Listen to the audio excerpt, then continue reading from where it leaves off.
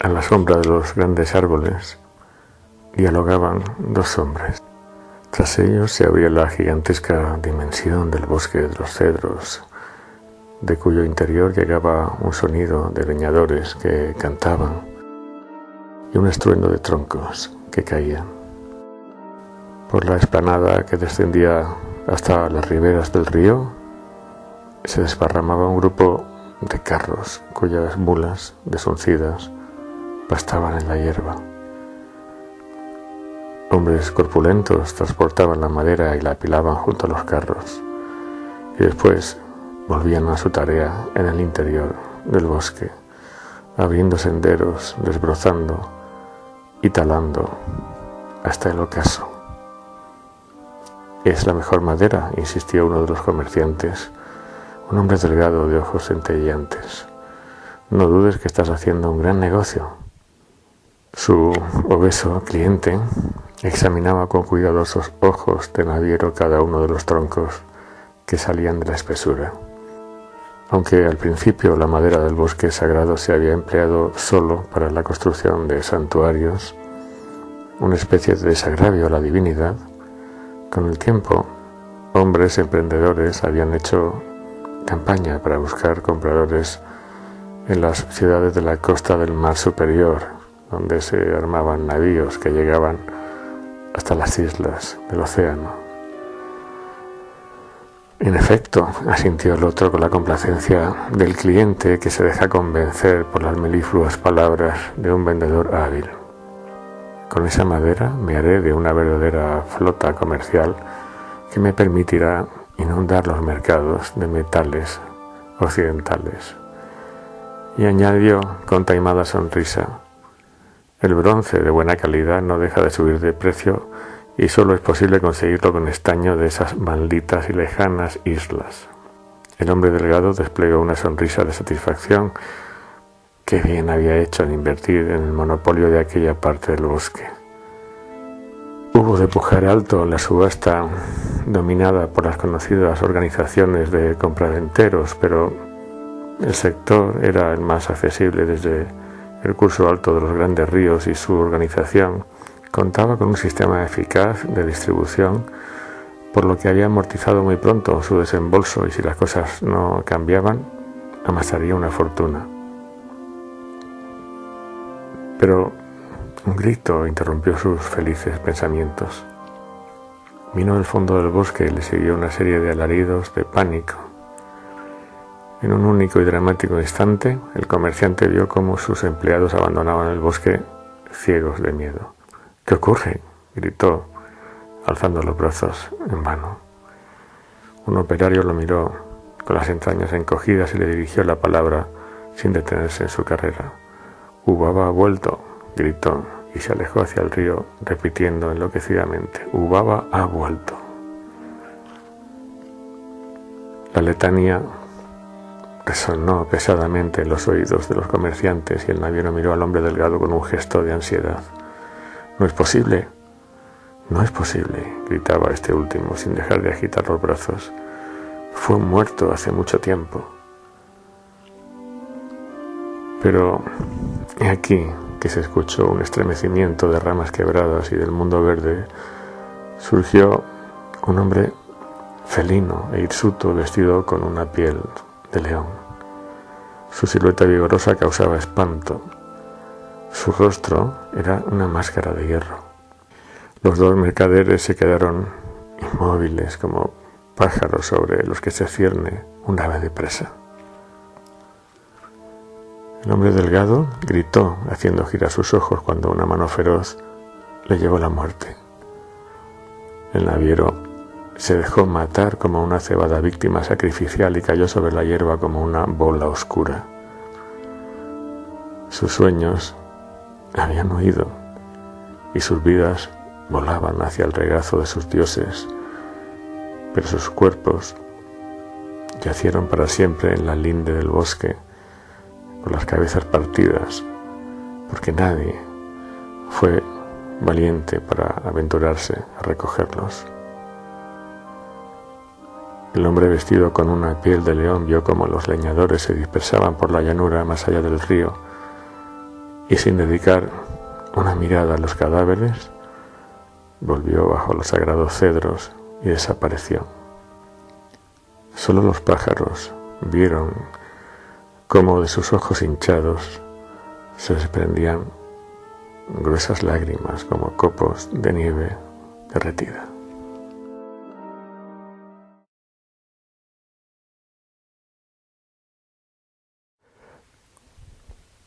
Las hojas de los robles se retorcían al sol. La hierba se combaba en los prados. La luz raseaba entre los troncos espléndidos. En medio de todo ello, It, el blanco, interrogaba en cada pormenor del paisaje aguardando una nueva señal. Su rostro, antes sereno, expresaba ahora preocupación, y sus ojos, siempre firmes, vacilaban al mirar y temblaban al buscar en el cielo, una vez más, la nueva estrella. Porque había sido el primero en advertir años atrás, cuando fue menguando una luna de invierno, la nueva luz que brillaba en la noche. Y cuando retiró su mirada de lo alto, ya no volvió a ser el mismo, porque conocía el significado de aquel signo y tenía el deber de callar hasta que lo que debía ocurrir, ocurriera. A lo lejos, en un país de Oriente, al otro lado del mar, una epopeya había terminado y los sacerdotes de Uruk, la ciudad de amplios mercados, se regocijaban por la venida de un rey libertador que alzara a la ciudad de la decadencia y rompiera las cadenas de la tiranía. Porque Enki, el dios del saber, había sembrado profecías de esperanza en el corazón de un hombre piadoso, y cada alma de campesino confiaba en la nueva estrella como el símbolo del libertador que estaba por venir. Y por eso, cuando un héroe con un hombro de marfil y casado con una reina 2 veces viuda cruzó las murallas, el pueblo se llenó de júbilo a causa de la benevolencia de los Dingir inmortales y miró al cielo con agrado y recogimiento. E hizo de la estrella del guerrero el símbolo de la nueva edad. Pero en el jardín occidental, It, el blanco, empalidecía ante esa misma luz, y en su ánimo se anudaba al abatimiento una lejana sensación de gozo, porque los sucesos que traería al mundo serían de un cariz a la vez temible y portentoso, magnífico y mortal. Y así, durante años, exploró en secreto los bosques y el aire, y aguardó a que los acontecimientos se desgranaran como una bandada de pájaros negros que alza el vuelo. Y los hombres azules decían: no hagáis ruido, It el blanco está concentrado en la belleza del universo. Y no alzaban la voz en su presencia, y hacían leves sus pasos cuando caminaban cerca de él. Pero no sabían que bajo sus ojos transparentes se estaba deslizando la tristeza, y que la tristeza bailaba a su alrededor como un ciervo dorado a causa de lo que sabía. Pero nada le revelaron las colecciones de augurios, el hígado de las reses, ni el vuelo de las aves, ni el trazado del rayo en el cielo, ni nada supo tampoco de las pisadas de los cuervos oraculares, ni de los elfos de patas de cuervo. Por eso reunió al colegio de los sacerdotes y les habló sin ninguna reserva, y trató de convencerlos de que era necesario enviar heraldos al exterior, porque Hesperia era un país aislado y seguramente algo habría sucedido ya en alguna región de la tierra, algo que necesitaban saber. Pero los sacerdotes se limitaron a traspasar con miradas taciturnas las hojas muertas que yacían sobre el suelo, pues jamás uno de los hombres azules había abandonado las montañas tranquilas. Al fin se adelantó el anciano Ati, y su rostro se crispaba al hablar como las llamas que consumían la leña. Hemos sufrido robos en el pasado y entonces enterramos la memoria de Hesperia para ocultar nuestras sagradas costumbres de los corrompidos modos del exterior y para que nuestro pueblo siguiera siendo el favorito de los dioses.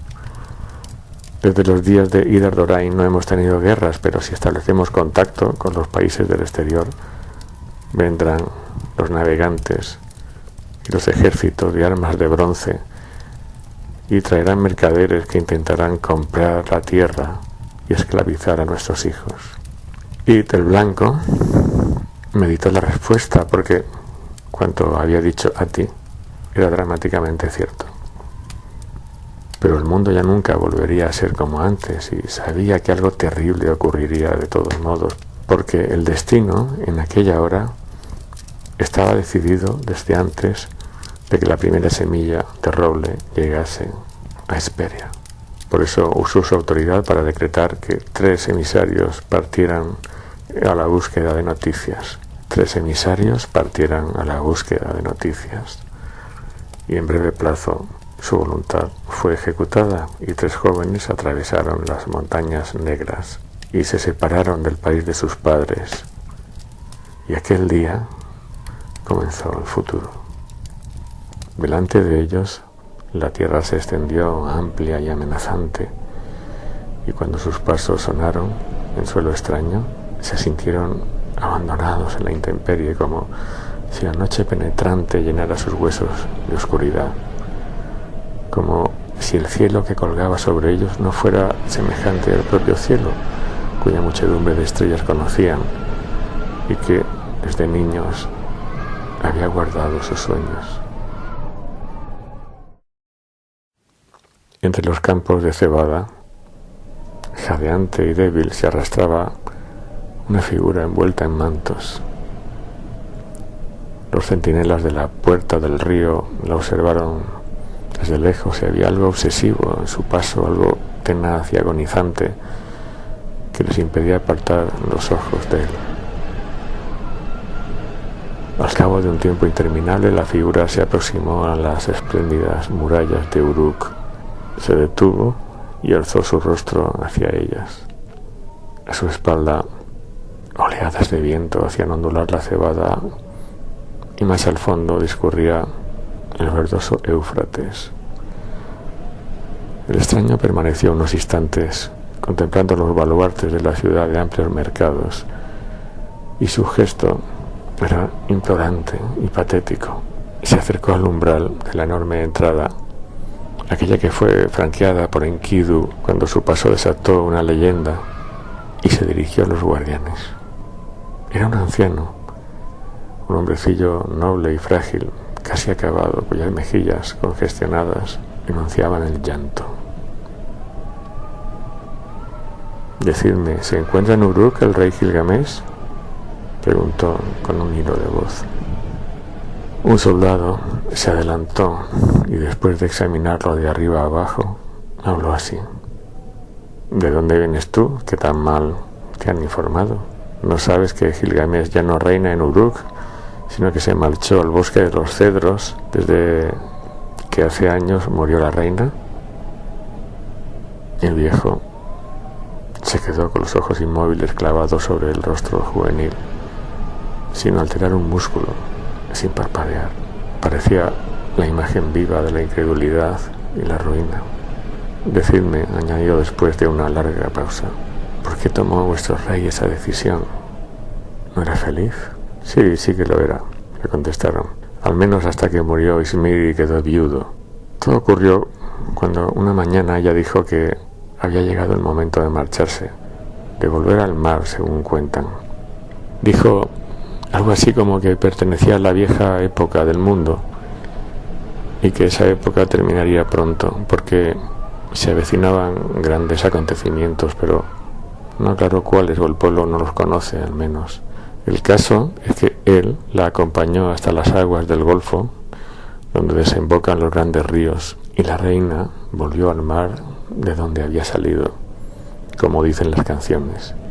Al decir adiós parece que auguró a Gilgamesh que aún estaría con él si llegara a necesitarla. Después se la tragaron las aguas y su cuerpo nunca fue encontrado.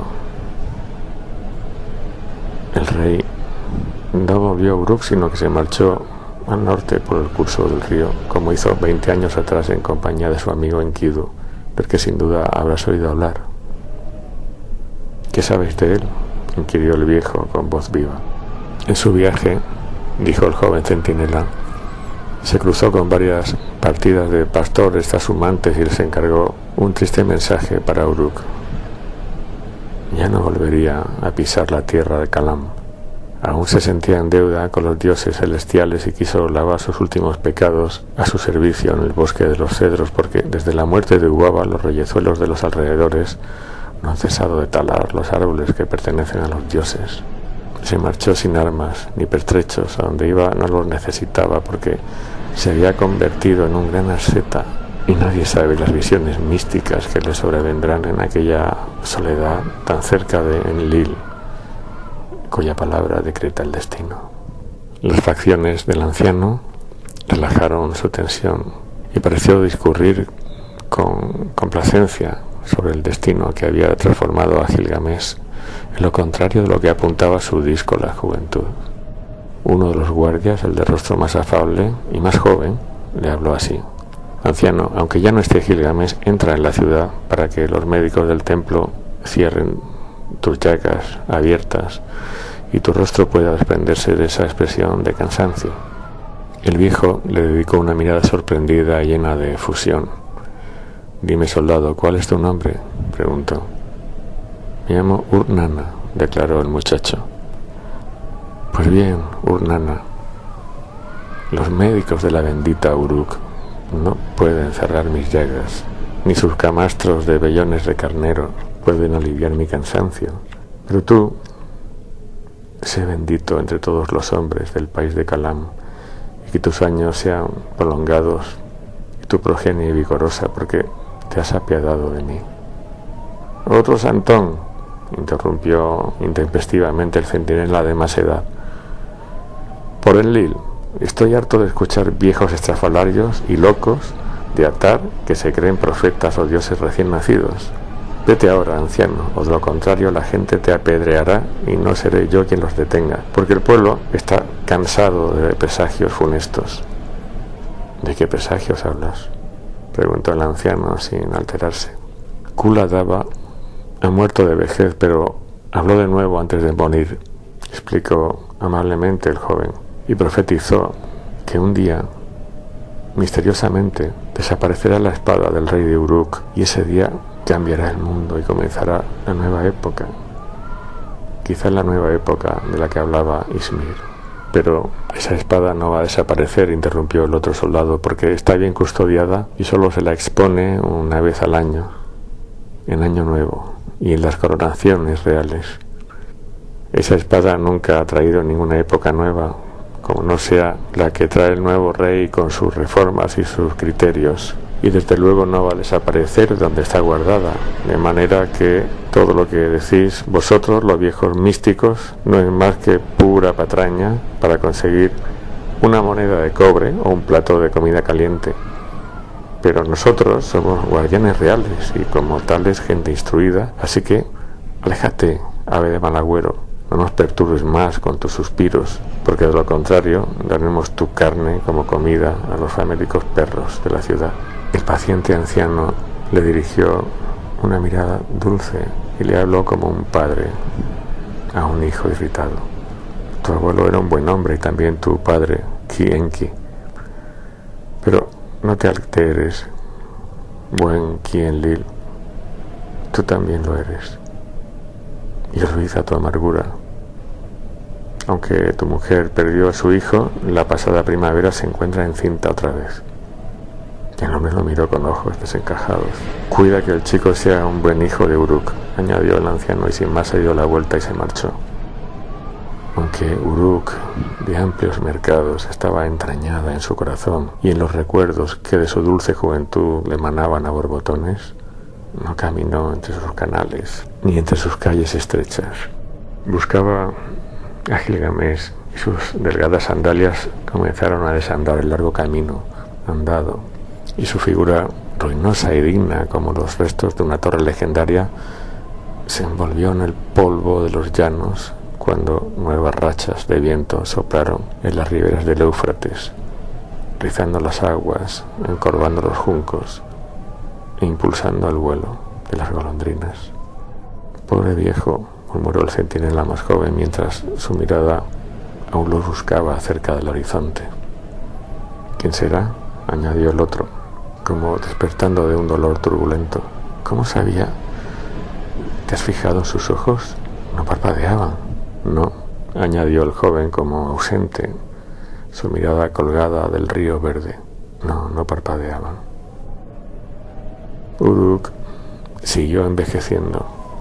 El viento cargado de arena continuó arañando la esbeltez de sus murallas, y las crecidas del Éufrates volvieron a llenar los canales y a hacer fértil la campiña.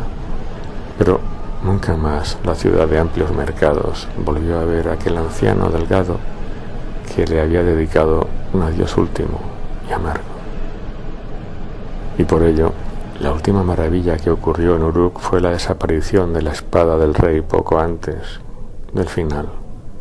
Y ocurrió así porque así había sido dispuesto.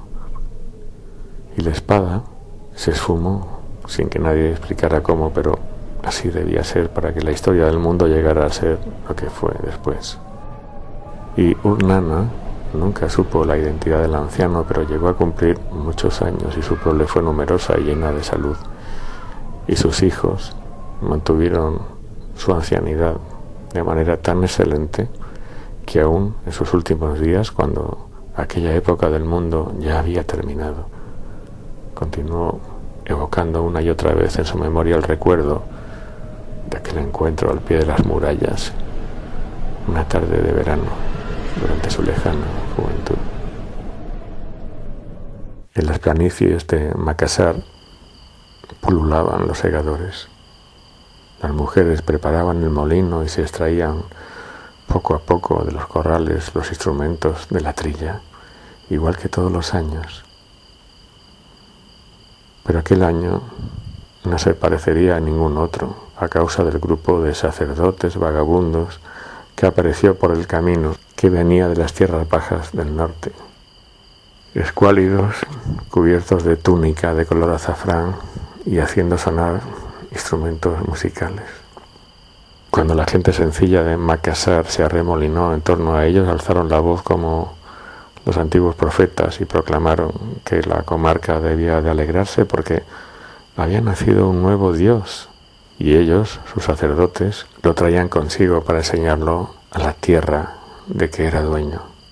Pero los campesinos fruncieron el ceño porque no habían oído hablar de un nuevo Dios, ni querían abandonar la fe de sus antepasados y pidieron que les fuera mostrado. Entonces uno de los sacerdotes, con la mirada extraviada por el éxtasis, tomó de una cajita de ébano un insecto de color verdoso. «He aquí el nuevo Dios», exclamó gozosamente mientras el resto de extraños se postraba, apoyando su frente en el suelo. «Si no lo adoráis como lo hacemos nosotros, el fuego consumirá vuestros trigales y moriréis de diversas enfermedades, pues el nuevo Dios es cruel con los infieles». Los campesinos se aterrorizaron porque aquella parecía gente instruida, mientras que ellos mismos no sabían nada de las cosas que sucedían más allá de sus altiplanos. Bien pudiera ser que hubiera nacido una nueva divinidad, y en cualquier caso no creían que sus dioses tradicionales se sintieran ofendidos por unas pocas reverencias, de manera que uno a uno se humillaron también ante el diminuto insecto verde, cuya mirada parecía remontarse a las alturas sin reparar en sus humildes fieles. Los sacerdotes afirmaron que el Dios estaba satisfecho y manifestaron su deseo de instruir a los labriegos en sus himnos religiosos para que el canto de todos unidos pudiera alegrar su corazón inmortal y en agradecimiento colmara sus medidas de trigo y asegurase la salud de sus hijos y la fertilidad de sus mujeres. Y así fue como hasta el caer del sol la aldea entera de Macassar permaneció junto al camino, aprendiendo a adorar más eficazmente al dios insecto, y las hoces de piedra y el molino fueron abandonados y nadie trabajó en el campo ese día. Pero cuando aún no había anochecido, llegó de los campos vecinos el joven Merz, que era un alma simple y desconocía los refinamientos de la mística y albergaba en sus primitivos dioses del sol y de la tierra la fe sincera que había aprendido desde la cuna. Y cuando Merz, el rudo labrador, vio a los viejos de su aldea arrodillados ante el insecto verde y entonando cánticos a su mayor gloria, y cuando supo que en todo el largo día los campos no habían sido trabajados, ni las espigas de trigo cortadas, ni el molino preparado, pensó que los desarrapados sacerdotes habían embaucado a sus mayores y se llenó de cólera. Y cuando estos le advirtieron de que de aquel insecto dependía la prosperidad de sus familias y la bondad de sus días, el joven Merz no escuchó, sino que avanzó entre el fervoroso grupo y, deteniéndose ante el nuevo dios, lo pisoteó hasta reducirlo a una mancha oscura sobre la tierra. El corazón de los campesinos se consumió en polvo, en tanto los sacerdotes vagabundos estallaron en gritos y en lágrimas, y derramaron puñados de tierra sobre sus cabezas, y se rasgaron las vestiduras, pero muy pronto huyeron en la noche hacia las tierras bajas del norte, de donde habían venido, espantados por el sacrilegio, anunciando grandes catástrofes y asegurando que la mancha religiosa que soportaría la comarca duraría para siempre y no admitiría purificación. Aquella noche los labradores se fueron a dormir sumidos en la congoja, aguardando un castigo semejante al antiguo diluvio que había negado incluso sus tierras altas en tiempo inmemorial, convencidos de que una súbita sombra se cernería sobre sus cabezas, de que una oscuridad eterna velaría pronto sus frágiles ojos. Pero después de una noche de temores, el sol volvió a traer un amanecer muy normal, y el joven y rudo Merz, que nada sabía de mística, recorrió las calles de la aldea de Macassar llamando a los segadores a la siega, a las mujeres al molino y a los niños a la felicidad abierta de los campos. Y los campesinos se asomaron al exterior y vieron con sorpresa que nada había ocurrido, y uno a uno salieron hacia los dorados trigales donde las espigas se doblaban cargadas de grano, y trabajaron durante todo el día y toda la tarde, y su cansancio les hizo olvidar el miedo. Y para siempre el recuerdo del nuevo Dios y de sus sacerdotes vagabundos se redujo a una diminuta mancha oscura cerca del camino del norte, que muy pronto se llevaron las lluvias.